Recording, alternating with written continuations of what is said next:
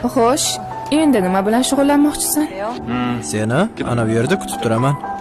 Nima kutasan? Kun bo'yimi? Sabrda menga yetadigani yo'q. Kun bo'yi qimirlamay kutib turishim mumkin.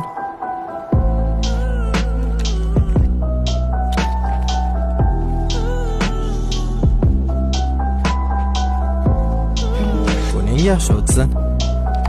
Nimadir bo'lsa meni chaqir.